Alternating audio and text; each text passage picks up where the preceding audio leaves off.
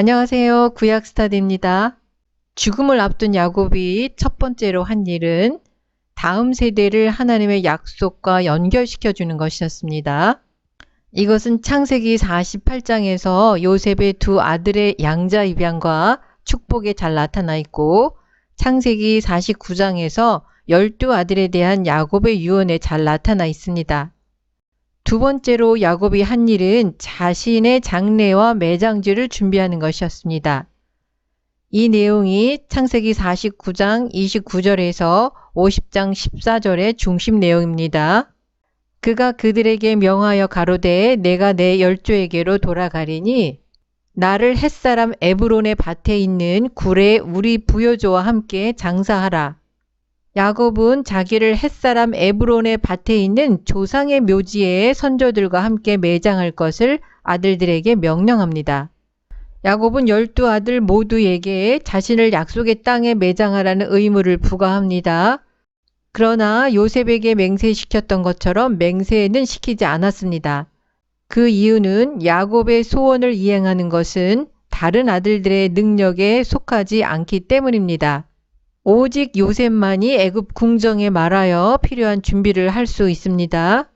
야곱은 막벨라 굴은 아브라함이 충분한 가격을 지불하고 합법적으로 토지 소유권을 획득했다는 사실을 아들들에게 분명하게 밝히고 있습니다. 가나안 땅을 떠난 지 17년이나 지났기 때문에 혹시라도 다툼이 생길 경우를 대비해서 확실히 해두는 것입니다. 막벨라 굴에는 아브람과 사라, 이삭과 리브가 레아가 매장되어 있었습니다. 야곱이 아들에게 명하기를 마치고 그 발을 침상에 거두고 기운이 지나여 그 열조에게로 돌아갔더라. 야곱은 29절에서 내가 내 열조에게로 돌아가리니라고 스스로 말했습니다. 자기 자신의 죽음에 대하여 이러한 표현을 사용한 유일한 경우입니다. 열조로 번역된 히브리어 암은 백성을 의미합니다.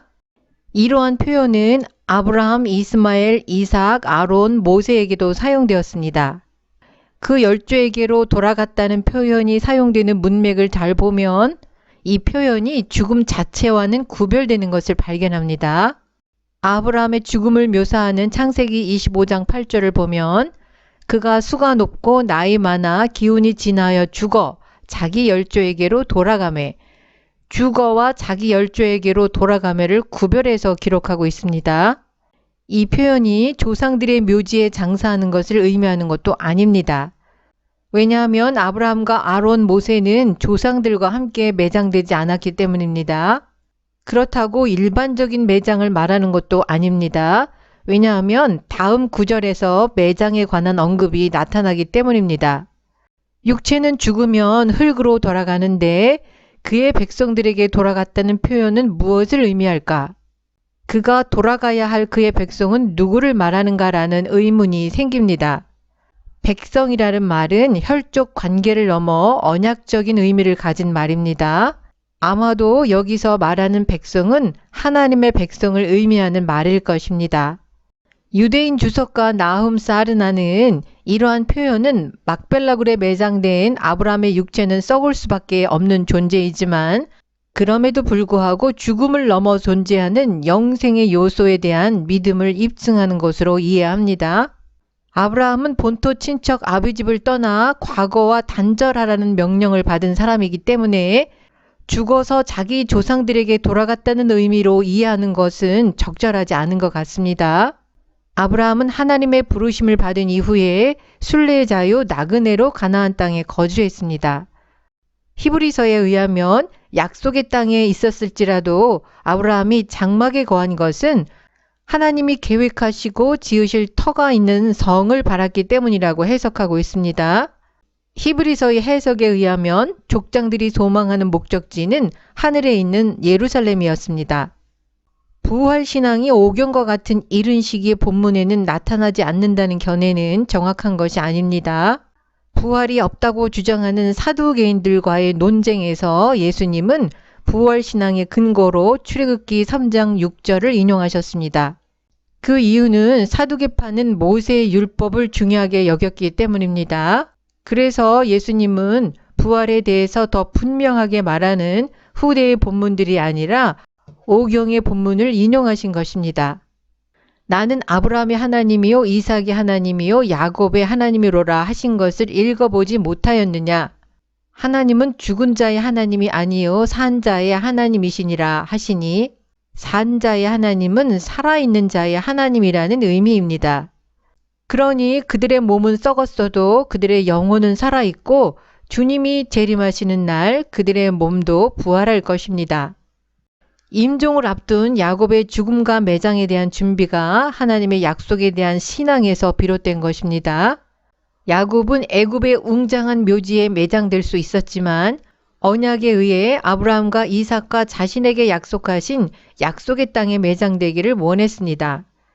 야곱은 하나님이 아브라함과 맺은 언약의 상속자였습니다. 야곱이 숨을 거둠으로써 위대한 족장들의 마지막 삶이 끝났습니다. 그러나 하나님의 역사와 계획은 다음 세대를 통해서 계속될 것입니다. 요셉은 수종 드는 의사에게 아버지 몸에 향 재료를 넣으라고 명령합니다. 몸에 향 재료를 넣는 것은 방부 처리를 하는 것입니다. 즉 미이라로 만드는 것을 의미합니다. 요셉 역시 죽었을 때 동일한 처리를 합니다. 그러나 이러한 애굽적 관습은 성경에서 다시 언급되지 않습니다. 고대 이집트가 남긴 문화는 죽음의 문화라고 할 수 있습니다. 고대 이집트인들은 현세는 잠시 머무는 곳이고 내세는 영원한 삶을 누리는 곳으로 믿었습니다. 그래서 사후 세계의 부활을 위해서 죽은 사람을 미이라로 만드는 것이 애굽 종교에서 중요한 역할을 했습니다. 그들은 죽은 자의 영생의 권리를 보장하기 위해서 시신의 부패 방지에 세심한 주의를 기울였던 것입니다. 그러나 야곱과 요셉의 향재료 처리에는 종교적인 의미는 없습니다. 이들의 경우에 방부 처리는 순전히 실제적인 목적을 위해서입니다. 야곱의 매장지는 애굽에서 멀리 떨어진 곳이었고 요셉의 경우는 언젠가 될지는 모르지만 가나안 땅에 다시 매장해야 하기 때문이었습니다. 공적인 곡하는 기간이 끝나자 요셉은 바로에게 사람을 통해서 가나안 땅에 아버지를 매장할 수 있도록 허락해달라고 청합니다. 상을 당한 사람은 부정한 상태로 간주되어서 바로의 접견이 허락되지 않았기 때문입니다. 다시 돌아오겠다는 요셉의 보증은 애굽에서 이스라엘 사람들의 상황에 모종의 변화에 대한 암시입니다. 장례 참가자는 거대한 사람들로 구성되었습니다.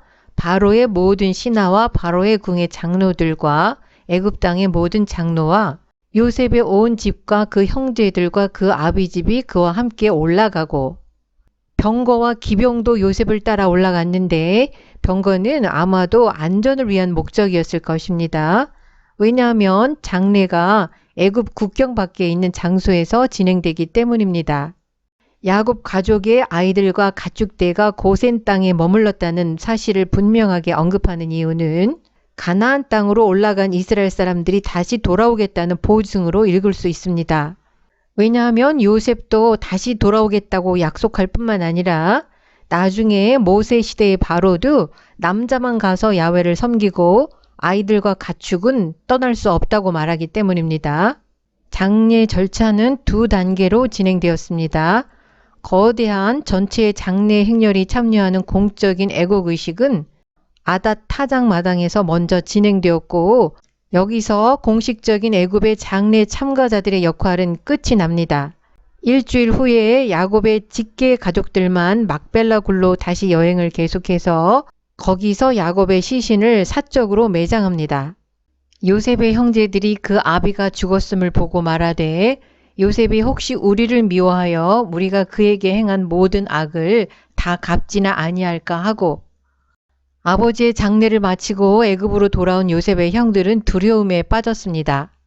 지금까지 요셉의 행동은 아버지를 배려한 것이지 자신들을 진실로 용서한 것이 아니라는 두려움에 빠지게 된 것입니다. 지금까지 요셉의 형들은 요셉에게 용서를 구한 적이 없습니다. 그들은 계속해서 침묵을 유지하고 있었습니다. 요셉의 형들은 요셉과 직접 대면하는 위험을 감수하는 대신에 다른 사람을 통해서 요셉에게 아버지가 말했다는 메시지를 전합니다. 내 형들이 내게 악을 행하였을지라도 이제 바라건대 그 허물과 죄를 용서하라. 이렇게 아버지 야곱이 말했다고 메시지를 전합니다. 그러면서 당신의 아버지의 하나님의 종들의 죄를 이제 용서하소서라고 요셉에게 용서를 청합니다. 그러나 야곱이 말했다는 그 메시지는 사실이 아닐 것입니다. 왜냐하면 야곱이 형들이 요셉을 노예로 팔아버린 사실을 알았다면 유언하는 자리에서 분명하게 밝혔을 것이기 때문입니다. 어쨌거나 형들은 아버지의 메시지를 빙자하여 요셉에게 용서를 구한 것입니다. 요셉의 형들은 형제라는 사실에 호소하지 않았습니다. 오래전에 그들 자신이 형제 애를 저버렸기 때문입니다.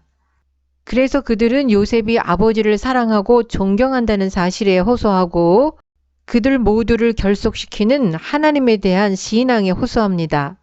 형제보다 더 강력하게 인간의 행동을 통제하는 요소는 하나님을 의식하는 것이라는 성서의 관념을 보여주고 있습니다. 요셉은 형들이 보낸 중개인의 말을 듣고 울었습니다.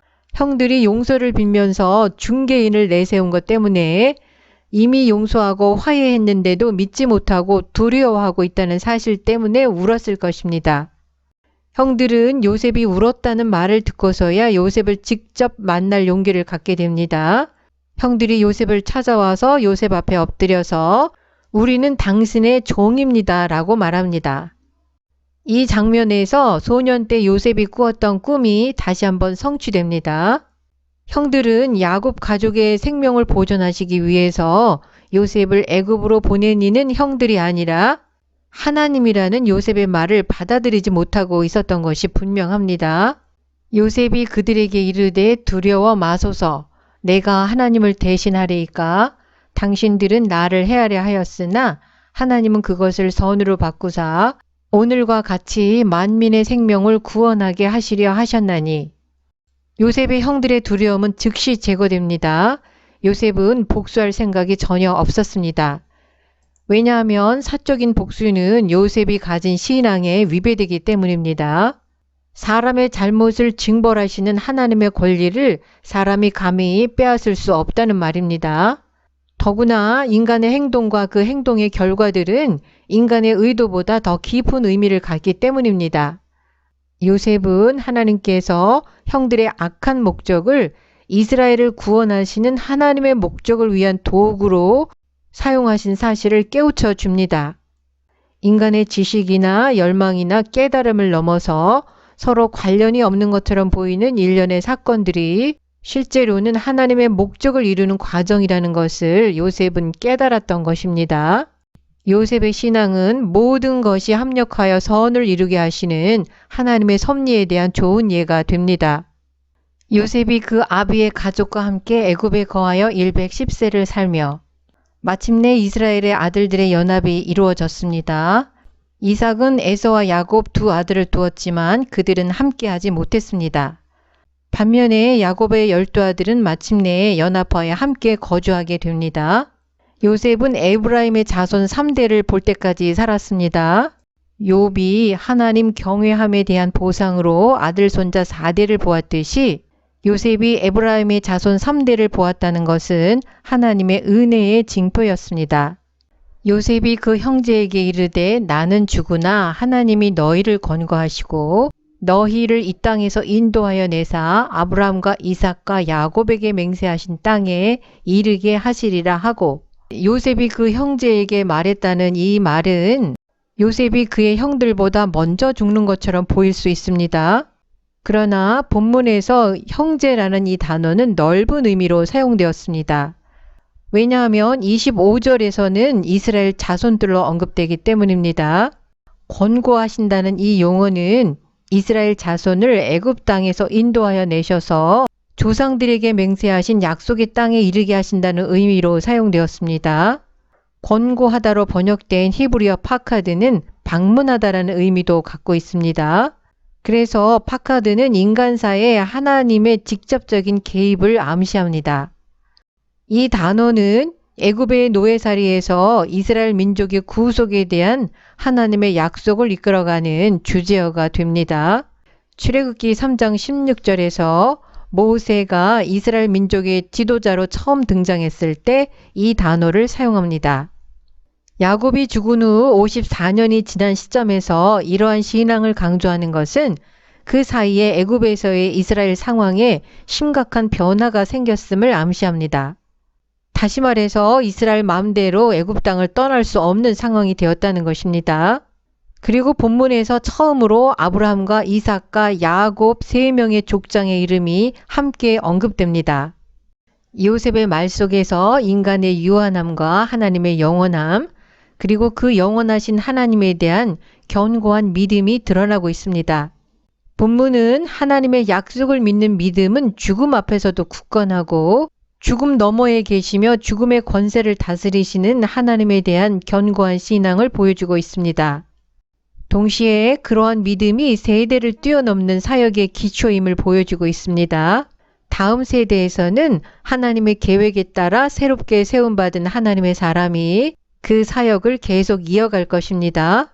요셉이 또 이스라엘 자손에게 맹세시켜 이르기를 하나님이 정녕 너희를 권고하시리니 너희는 여기서 내 해골을 메고 올라가겠다 하라 하였더라.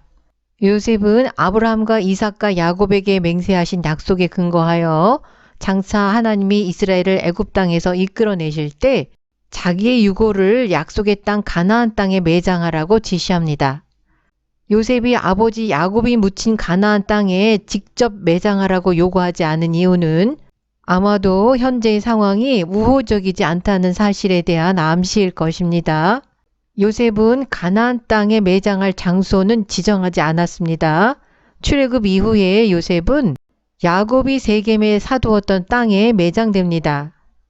창세기의 마지막 부분에는 애굽에서 이스라엘의 지위가 악화되어 가고 있다는 사실과 앞으로 닥칠 노예 상태를 기대하게 하는 암시가 들어 있습니다.